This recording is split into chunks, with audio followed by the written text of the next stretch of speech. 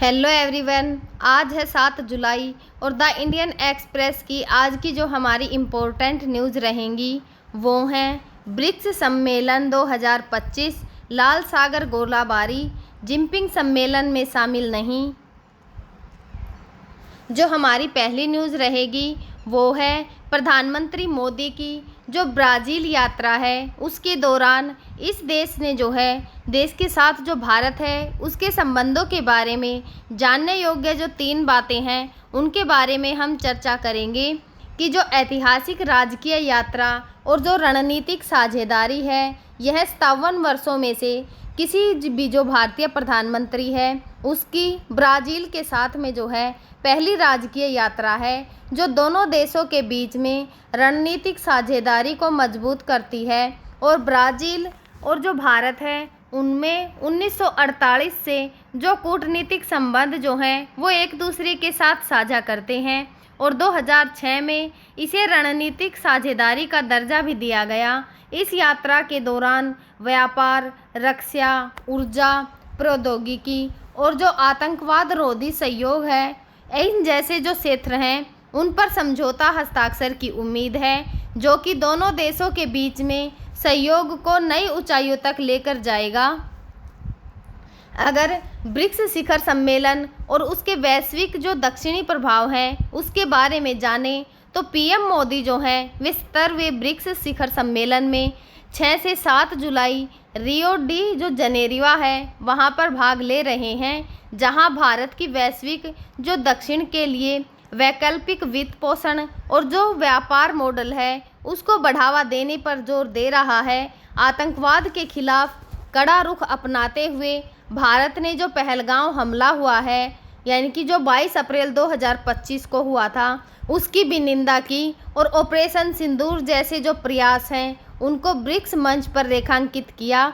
यह यात्रा जो है वो वैश्विक शासन सुधार, जलवायु परिवर्तन और डिजिटल सहयोग जैसे मुद्दों पर जो है भारत की स्थिति को और भी मजबूत करती है।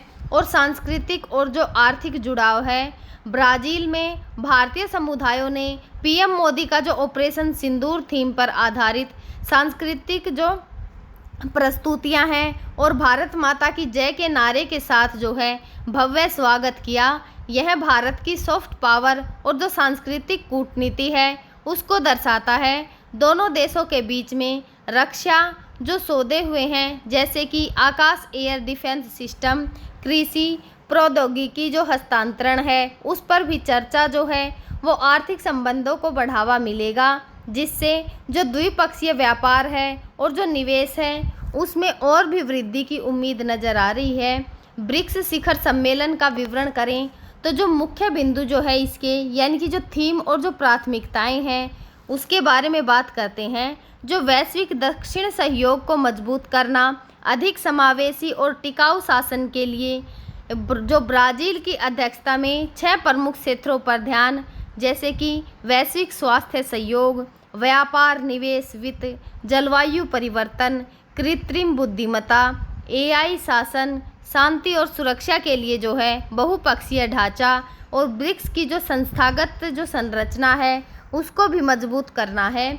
और अगर इसकी सदस्यता और विस्तार के बारे में जानें तो जो ब्रिक्स है उसमें 11 देश शामिल हैं। ब्राज़ील, रूस, भारत, चीन, दक्षिण अफ्रीका, मिस्र, इथोपिया, इंडोनेशिया, ईरान, संयुक्त अरब अमीरात और सऊदी अरब जो हाल ही में ही शामिल हुए हैं। और जो 13 भागीदार देश हैं जैसे कि Algeria, Belarus, Bolivia, Cuba, Kazakhstan, Malaysia, Nigeria, Thailand, तुर्की, युगांडा, उज़्बेकिस्तान और वियतनाम, ये देश जो हैं वो पूर्ण सदस्य नहीं हैं लेकिन चर्चाओं में जो है वो शामिल हो सकते हैं। और इनकी अगर प्रमुख चर्चाएं और क्या परिणाम रहेंगे उसके बारे में जानें तो आर्थिक सहयोग, वैकल्पिक भुगतान प्रणाली जैसे कि ब्रिक्स पे और जो स्थानीय मुद्रा हैं उनमें व्यापार को बढ़ावा देने पर जोर ताकि जो अमेरिकी डॉलर है उस पर निर्भरता कम हो।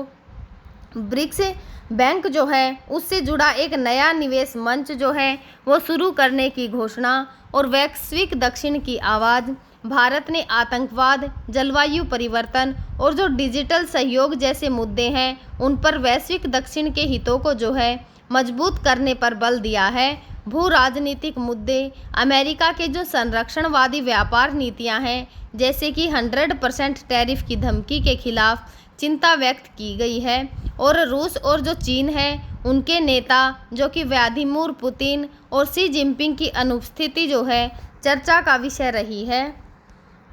भारत की अगर भूमिका की बात करें ब्रिक्स जो शिखर सम्मेलन हो रहा है उसमें, तो जो प्रधानमंत्री नरेंद्र मोदी हैं उन्होंने शिखर सम्मेलन में भाग लिया और ब्राज़ील के जो राष्ट्रपति हैं लूला डी सिल्वा के साथ द्विपक्षीय चर्चाएं की। भारत ने वैश्विक शासन सुधार, आतंकवाद विरोधी प्रयास जैसे कि ऑपरेशन सिंदूर और बुनियादी ढांचे में सहयोग पर जोर दिया। भारत ने ब्रिक्स को जो है गैर पश्चिमी मंच के रूप में देखा, न कि पश्चिमी विरोधी, और वैश्विक दक्षिण के लिए वैकल्पिक जो वित्त पोषण है उसके मॉडल को बढ़ावा दिया। अगर इसके महत्व की बात करें तो यह जो शिखर सम्मेलन है ब्रिक्स के विस्तार के बाद जो है पहला बड़ा आयोजन था जो वैश्विक अर्थव्यवस्था में इसके बढ़ते प्रभाव लगभग जो है 37.3% वैश्विक जीडीपी को दर्शाता है। ब्रिक्स देशों ने संयुक्त राष्ट्र और जो विश्व व्यापार संगठन है इन जैसे वैश्विक संस्थानों में सुधार और जो विकासशील देश हैं उनके लिए अधिक प्रतिनिधित्व की मांग की है। आयोजन और तैयारी की बात करें तो शिखर सम्मेलन में जो पहले है फरवरी से जुलाई 2025 तक ब्रासीलिया में 100 से अधिक मंत्री स्तरीय और जो तकनीकी बैठकें हैं वह आयोजित की गई। ब्राज़ील ने ब्रिक्स 2025 की जो आधिकारिक वेबसाइट है उस पर लॉन्च किया और जिसमें समूह की गतिविधियों और जो आर्थिक डाटा पिछले शिखर सम्मेलनों की जो जानकारी है वहां पर वह उपलब्ध है। और आज की हमारी जो दूसरी न्यूज़ रहेगी वो है चीनी राष्ट्रपति शी जिनपिंग पहली बार ब्रिक्स शिखर सम्मेलन में शामिल नहीं हुए। जानने की कोशिश करेंगे कि उनका जो है इसमें शामिल न होने का क्या कारण है। चीनी राष्ट्रपति शी जिनपिंग का 2025 में जो ब्राज़ील के रियो डी जनेरो में आयोजित ब्रिक्स शिखर सम्मेलन जो है 6 से 7 जुलाई में शामिल न होने का एक महत्वपूर्ण जो है एक घटना माना जा रहा है, क्योंकि यह जो है 2012 में उसके सत्ता में आने के बाद जो है पहली बार ऐसा हुआ है कि जब वो जो है उन्होंने ब्रिक्स जो शिखर सम्मेलन है उसमें भाग ना लिया हो, जब वे इस समूह के वार्षिक सम्मेलन में अनुपस्थित रहे हैं। तो यह बात जो है वो चर्चाओं में है कि क्या कारण है कि उन्होंने जो है इस सम्मेलन में भाग नहीं लिया।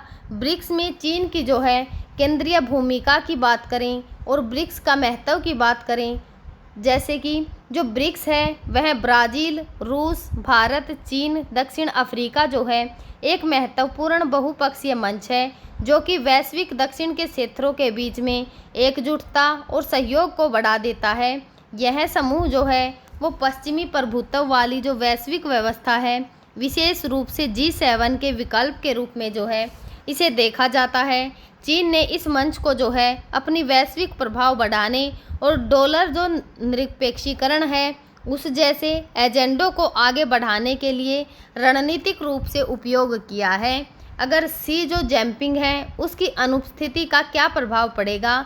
जो शी जिनपिंग है उन्होंने ब्रिक्स को वैश्विक शक्ति संतुलन को फिर से परिभाषित करने के लिए एक महत्वपूर्ण मंच के रूप में देखा है।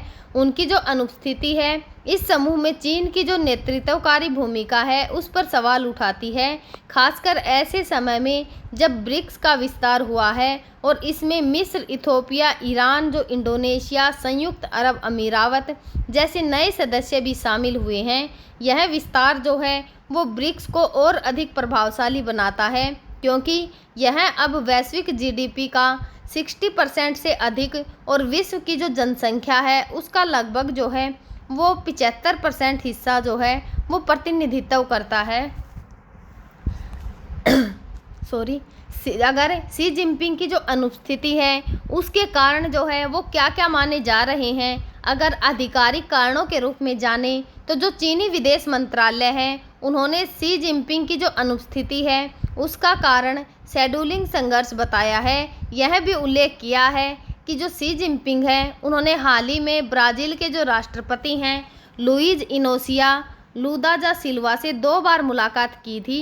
नवंबर 2024 में G20 शिखर सम्मेलन और मई 2025 में चीन में जो है फोरम में, जिसे कि उनकी अनुपस्थिति का एक कारण बताया गया। जो अटकलें हैं या फिर जो अनौपचारिक कारण हैं उनके बारे में जानें तो कई जो विशेषज्ञ हैं और जो मीडिया रिपोर्टर्स हैं उन्होंने शी जिनपिंग की अनुपस्थिति को जो है विभिन्न दृष्टिकोणों से देखा है। भारत चीन का तनाव, कुछ स्रोतों का मानना है कि जो ब्राज़ील द्वारा भारतीय प्रधानमंत्री नरेंद्र मोदी को शिखर सम्मेलन के बाद एक राजकीय रात्रि भोज के लिए आमंत्रित करना शी जिनपिंग की जो अनुपस्थिति है उसका कारण हो सकता है। इसे बीजिंग द्वारा एक कूटनीतिक अपमान के रूप में देखा गया, क्योंकि इससे जो है शी जिनपिंग की उपस्थिति को जो द्वितीयक है वह माना जा सकता है।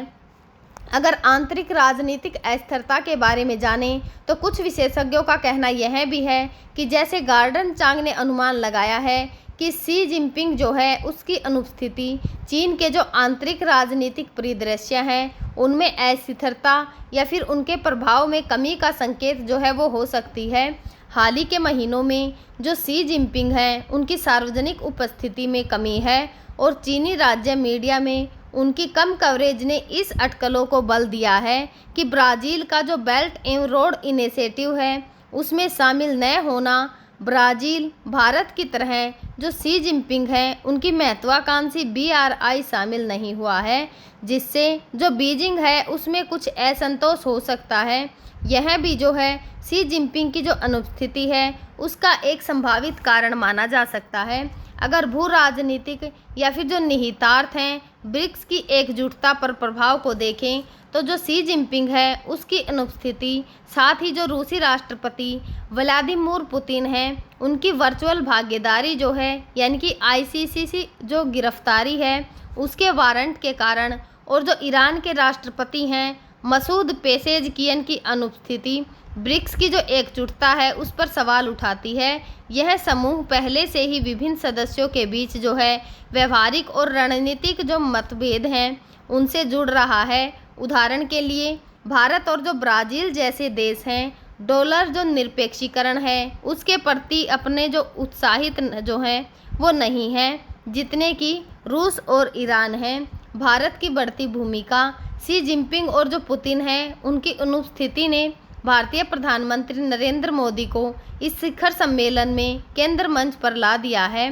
भारत जो वैश्विक दृष्टि से यानी कि जो वैश्विक दक्षिण की दृष्टि से देखें तो एक प्रमुख आवाज़ है जिसने इस अवसर का उपयोग और अपनी जो कूटनीतिक स्थिति है उसको मजबूत करने के लिए किया है। यह जो है विशेष रूप से महत्वपूर्ण है क्योंकि भारत और जो चीन है उनके बीच में हाल ही के जो वर्ष हैं उनमें तनावपूर्ण संबंध चल रहे हैं और 2024 के जो कजान शिखर सम्मेलन है उसमें मोदी जी शी जिनपिंग की मुलाकात ने द्विपक्षीय संबंधों में सुधार की शुरुआत की थी। वैश्विक शक्ति संतुलन, शी जिनपिंग की अनुपस्थिति उस समय पर हुई है जब ब्रिक्स देश अमेरिकी राष्ट्रपति डोनाल्ड ट्रंप द्वारा प्रस्तावित जो नए टैरिफ और व्यापार नीतियां हैं उनके दबाव का सामना कर रहे हैं। यह शिखर सम्मेलन ब्रिक्स के लिए एकजुटता दिखाने और जो वैश्विक आर्थिक अनिश्चितता है उसके बीच में एक स्थिर विकल्प के रूप में उभरने का अवसर प्रदान करता है। या फिर जो शी जिनपिंग है उसकी अनुपस्थिति इस अवसर को जो है वो कमज़ोर करती है। और जो हमारी आज की तीसरी न्यूज़ रहने वाली है वह है यमन के तट पर लाल सागर में जहाज़ पर गोलीबारी और रॉकेट चालित ग्रेनेड से किया गया हमला। जो 6 जुलाई 2025 को यमन के तट के पास में लाल सागर में एक वाणिज्यिक शिप पर हथियारबंद हमले जो हैं वो किए गए हैं और रॉकेट चालित जो ग्रेनेड है उससे भी हमला किया गया है। जो ब्रिटिश शक्ति व्यापार संचालन केंद्र है उसके अनुसार जहाज़ पर तैनात जो सुरक्षा दल हैं उन्होंने जवाबी कार्रवाई की, लेकिन स्थिति अभी भी तनावपूर्ण बनी हुई है। हमले की जो जिम्मेदारी है वो किसी न किसी को तो जो है वो किसी ने जो है कहा है कि जो हमले की जिम्मेदारी है किसी ने नहीं ली, लेकिन जो संदेह है वह यमन के जो हूती विद्रोही हैं उन पर किया जा रहा है, जो कि 2023 से जो है लाल सागर में 100 से अधिक जहाज़ों पर हमले कर चुके हैं। ये हमले वैश्विक समुद्री व्यापार जैसे कि विशेष रूप से जो बाल अल मंदन जलडमरू मध्य से गुजरने वाले 1 ट्रिलियन जो डॉलर है उसके व्यापार और जो युद्ध है और क्षेत्रीय तनाव से जुड़े माने जा सकते हैं। अगर हूती विद्रोहियों के मकसद के बारे में जानें तो उनका जो राजनीतिक और क्षेत्रीय नियंत्रण है उसके बारे में जानते हैं। हूती विद्रोही यमन में शिया जैदी समुदाय का प्रतिनिधित्व करते हैं और 2014 से राजधानी सना सहित देश के बड़े हिस्सों पर नियंत्रण रखते हैं। उनका लक्ष्य जो है यमन में अपनी सत्ता को मजबूत करना और अंतर्राष्ट्रीय सतह पर मान्यता प्राप्त यमनी सरकार को कमज़ोर करना। वे उत्तरी यमन में टैक्स वसूलते हैं और अपनी मुद्रा भी चलाते हैं, जिससे उनकी सरकार जैसी स्थिति जो है वो बन गई है। इजराइल और जो पश्चिमी देश हैं उनके खिलाफ विद्रोह। हूतियों ने 2003 में नारा दिया था कि ईश्वर महान है, अमेरिका का खात्मा हो, इजराइल का खात्मा हो, यहूदियों का विनाश हो और इस्लाम की विजय हो। यह उनकी विचारधारा को दर्शाता है जो इजराइल, अमेरिका और जो पश्चिमी देश हैं उनके खिलाफ हैं। वे खुद को हमास और जो हिजबुल्लाह हैं उसके साथ जो ईरान का नेतृत्व वाली प्रतिरोध की दूरी का हिस्सा मानते हैं। अगर लाल सागर में उनके हमले जो है गाज़ा में इजराइल हमास युद्ध जो कि 7 अक्टूबर 2023 से जो है शुरू हुआ उसके जवाब में है, जिसे वे फ़िलिस्तीनियों के समर्थन के रूप में पेश करते हैं। उनका दावा है कि वे इजराइल, अमेरिका या ब्रिटेन से जुड़े जितने भी जहाज़ हैं उनको निशाना बनाते हैं। हालांकि कई हमले जो है वो गैर इजरायली जहाज़ों पर भी हुए हैं। ईरान का समर्थन और क्षेत्रीय प्रभाव। जो हूती विद्रोही हैं उनको ईरान से वित्तीय और सैन्य सहायता मिलती है, जिसमें क्रूज मिसाइलें, बैलिस्टिक मिसाइलें और जो ड्रोन हैं वह शामिल हैं। यह समर्थन जो है उन्हें सऊदी अरब और जो अन्य सुन्नी बहुल देश हैं उनके खिलाफ क्षेत्रीय शक्ति संतुलन में महत्वपूर्ण बनाता है। हूतियों का लक्ष्य जो है वो ईरान के साथ जो गठजोड़ है उसको मजबूत करना और क्षेत्रीय प्रभाव को बढ़ाना भी जो है वो शामिल है। विशेषज्ञों का मानना है कि हूती विद्रोही जो हैं वो अपनी सैन्य ताकत और जो हथियार हैं उनका प्रदर्शन कर जो वैश्विक ध्यान है उसको आकर्षित करना चाहते हैं और ईरान को जो है वो करीब लाना चाहते हैं। अगर वैश्विक व्यापार दबाव के बारे में बात करें तो लाल सागर में जो है हमले पर जो हूती वैश्विक समुद्री व्यापार है, विशेष रूप से बाब अल मंदब जो डलजमरू मध्य है उससे गुजरने वाले 12% वैश्विक व्यापार को बाधित कर रहे हैं। इससे इजराइल और जो उनके सहयोगी देश हैं उन पर दबाव बढ़ता है और साथ ही वैश्विक जो अर्थव्यवस्था है वह प्रभावित होती है। इन हमलों से शी जिनपिंग की जो लागत है और बीमा प्रीमियम जो है वो बढ़े हैं, जिससे भारत जैसे जो देश हैं उनको मध्य पूर्वी अफ्रीका और जो यूरोप के साथ व्यापार में नुकसान हो रहा है।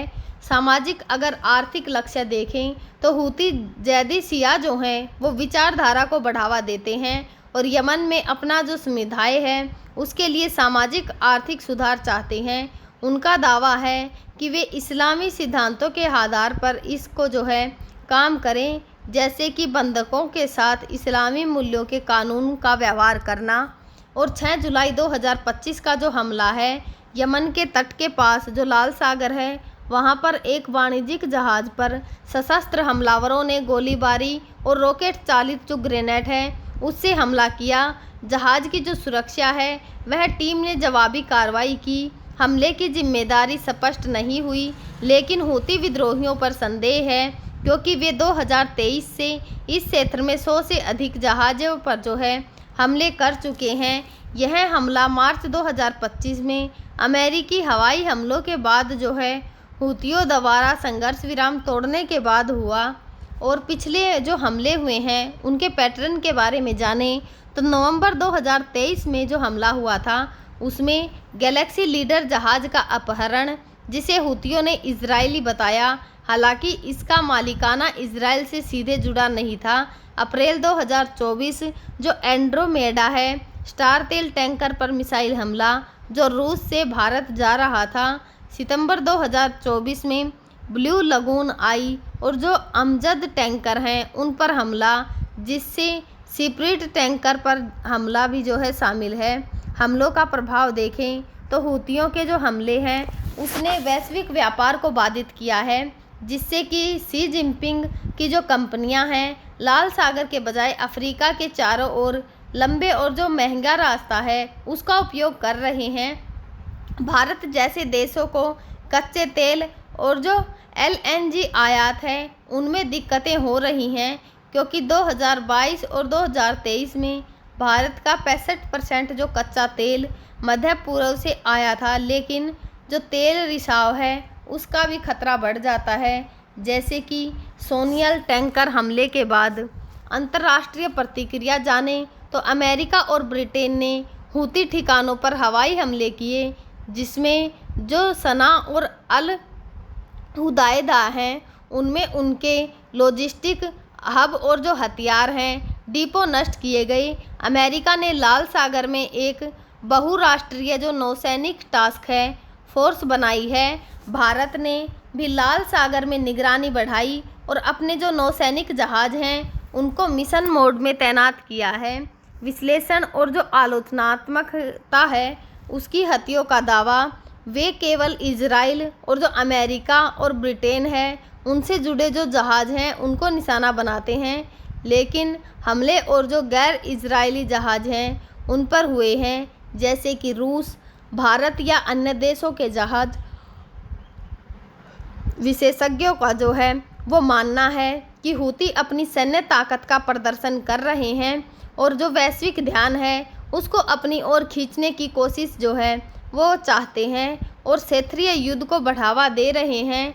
उनके हमले जो हैं वो ईरान के साथ गठजोड़ जो है उसको और भी मजबूत करने और सऊदी अरब जैसे जो प्रतिद्वंदी हैं उन पर दबाव जो है वो डालने का हिस्सा हो सकते हैं। हम जो है आगे भी जो इंडियन एक्सप्रेस न्यूज़पेपर है उसकी जो भी इम्पोर्टेंट न्यूज़ होंगी उनको आप सभी के साथ साझा करते रहेंगे। तब तक आप पढ़ते रहिए, खुश रहिए। Thank you.